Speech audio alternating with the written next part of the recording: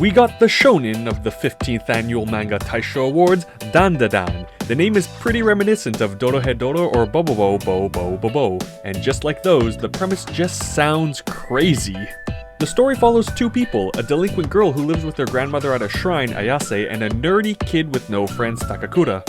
They get along about as well as anime fans discussing Sword Art Online or manga fans with Attack on Titan, or apparently how bad our Ferretta is. At least, we can all agree removing the dislike bar was stupid. Anyways, Ayase helps Takakura from getting bullied out of goodwill. She may be a delinquent, but you can't really judge a book by its cover. She's only like that because she's very free-willed, a side effect of her crazy psychic grandmother who looks way too young. No really, like there's no way she's a grandmother. This isn't even anime old person. This is like the reverse aging of Aunt May, and it's never really acknowledged besides a few passing comments. She's pretty hard on Ayase too, which explains her personality, but it's tough love. Ayase puts up a front a lot, like about how she hates her phony of a grandmother, or how she only likes super manly, brawny men and doesn't care about anyone else, but under it all, she really is a nice person. It's like Tsundere Light, or I suppose Tsundere Classic. Gotta get to know her. At least as well as her underwear, which we see an awkward amount of times. This isn't a stupid, cheesy romance where Takakura thinks, "Oh my god, she was so nice, I love her now." Though, he does take it as a chance to make a friend, trying to talk to her about his occult obsession as it's his only identifying trait. Naturally, she thinks he's a crazy person, believing aliens are abducting people or that the Loch Ness Monster and other cryptids exist. Though some are pretty believable, I'd say the jackalope is more realistic than a platypus or an okapi, and who even believes the gorilla exists? She never intended to make friends and didn't want him to talk to her, especially about made-up stuff. Why couldn't he talk about something that actually exists, like ghosts? Wait a second, she believes in ghosts? Well, Takakura definitely doesn't and makes sure to point that out. Absolutely at ends with each other, they make a deal to prove each other wrong. Takakura goes to a very haunted tunnel and Ayase goes to a building that supposedly had a lot of abductions. This is where things get a bit weird, and oddly sexual. As you'd probably expect, Ayase gets abducted. As you'd probably not expect, the aliens are a male-only species that are trying to use her to reproduce, and they strip her down and pull out their, probe. I swear, this is not hentai. They accidentally unlock her psychic abilities, which gives her a fighting chance. Only problem is, it's like Darksiders.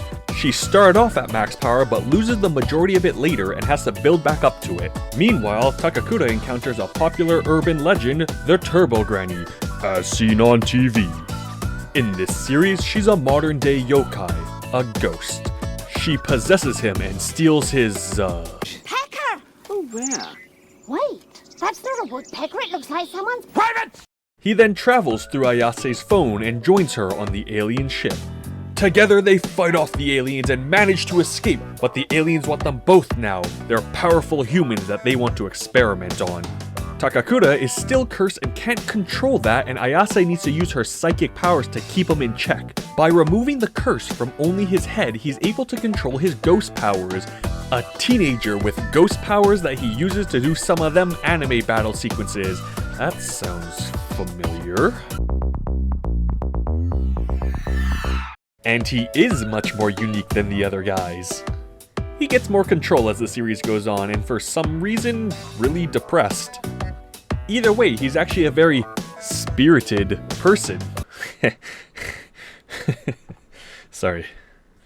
But no, really, after getting cursed, he puts in a lot of effort to improve himself. At least the curse improved his looks. From there, we're thrust into a world where all cryptids are real, they're just alien machines. All ghosts are real, and they possess other people who then gain ghost powers. Even things like the 7 mysteries of so-and-so school are real, like living anatomy figures. It's really weird, yet everything has its own story, cryptid origins, or emotional ghost backstories. The world is all very well-rounded. Sometimes you feel bad for the villain.